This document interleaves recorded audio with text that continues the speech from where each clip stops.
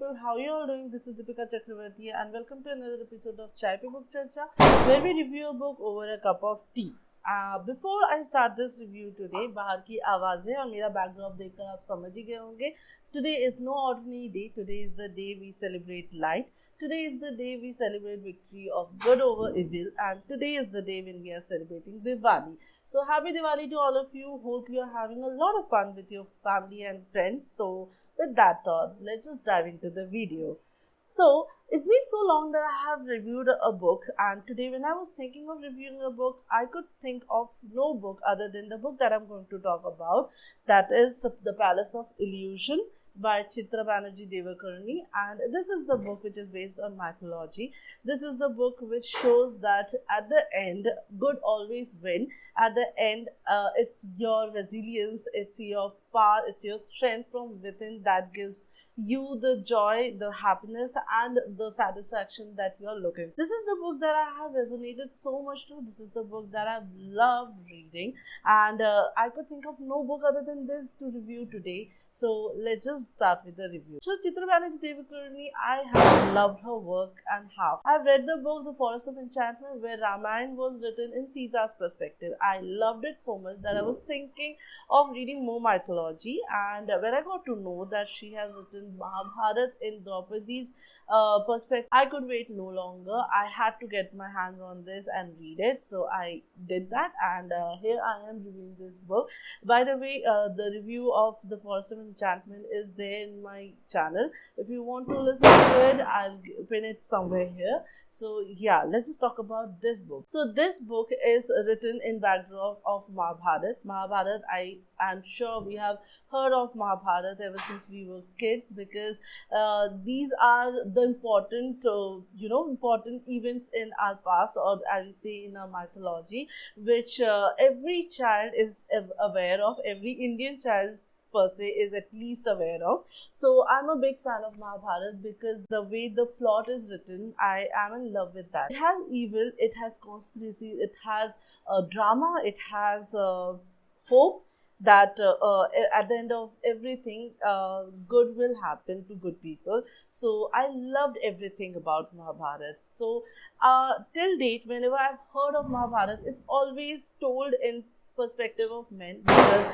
let's face it, it's a patriarchal society, and everything has been written in terms of what men did was good. Mostly the way it has been narrated to me, or the way I have seen it in serials and everything, is mostly came out as glorification of men. How men were responsible to protect a female, how they fought to protect her, how they fought to avenge. Everything I've heard of Mahabharat till date is a part of glorification of men, which is fine, but I always wanted to know the female perspective as well. So that is what Chitra has beautifully depicted in this book. So Draupadi, as we all know, is the princess of Panchal kingdom. She is the daughter of Drupad, sister of Dri, and the wife of 5 Pandavas. She apparently is the reason for what happened in Kurukshetra, the war that happened in Kurukshetra, because everyone apparently fought to avenge her, to bring back her glory. I think that is what she has been put down to, but there's more to her than just that. So the author has very beautifully depicted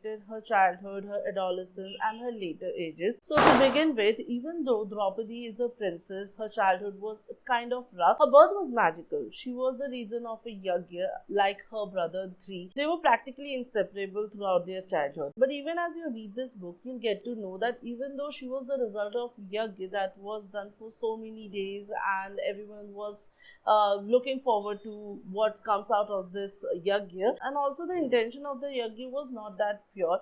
So she came out of that yajna, and even though she was as magical as her brother, she wasn't given the love as her brother received.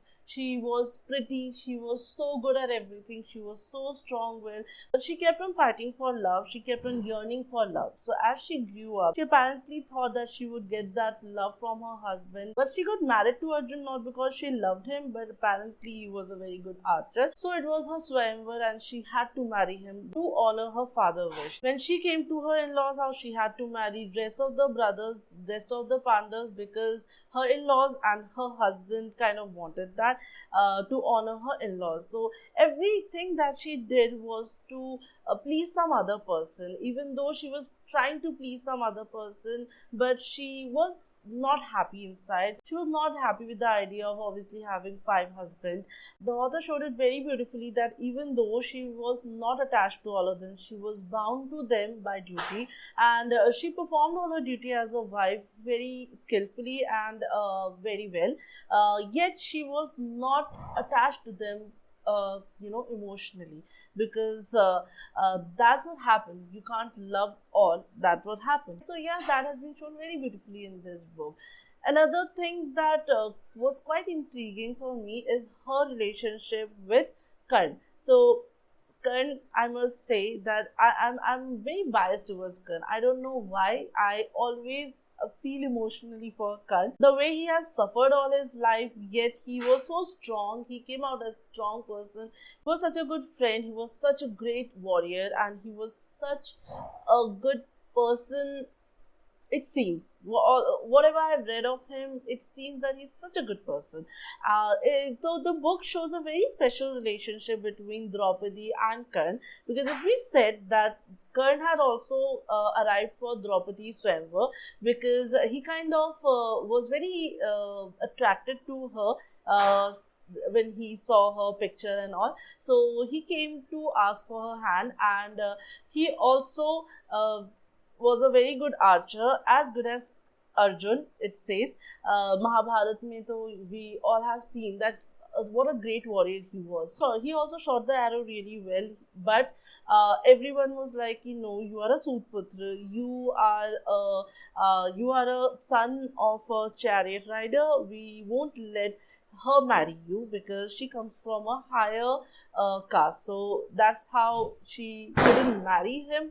But it's been very beautifully depicted in that scene, how she was aching to, even though she said some very rude comments during that time, just to pacify the whole situation, yet she was so hurt to even hurting him. So in this whole book, you'll be able to see tiny banters between them, and you'll actually kind of feel the relationship emotionally she had with him. It wasn't even as close to what she had with her husband. So that is one very important aspect that I read in this book, and I kind of liked it.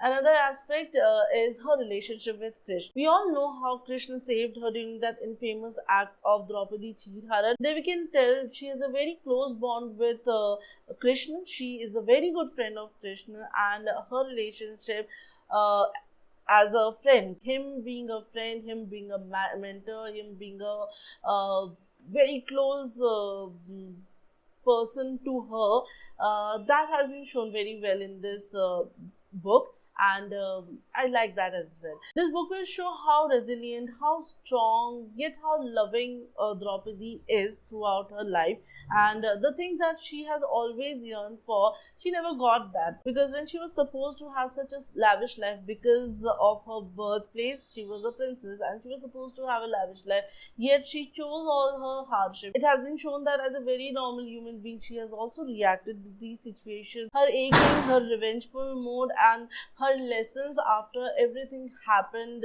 in Mahabharat has been depicted very well in this book. This book is a gem of a book. It will for sure change your perspective to Mahabharat when you are reading it in perspective of Draupadi, and I'm pretty sure you'll love this book, and you will thank me later.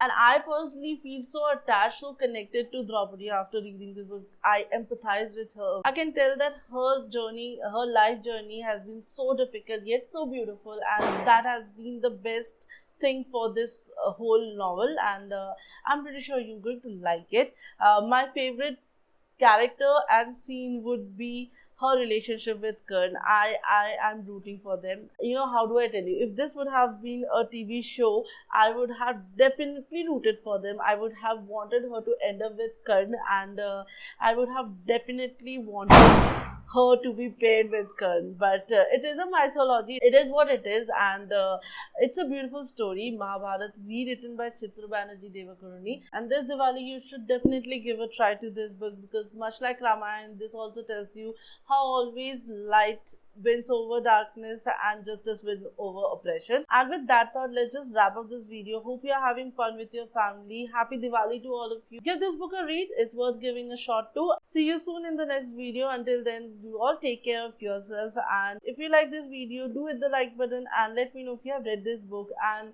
you can also let me know if you have read this book after this review, and come back and tell me how did you like this book. And also share this video with the book lovers that you know. Also subscribe to my channel because it's absolutely free and it helps me grow my channel. And happy Diwali to all of you. Take care. Bye.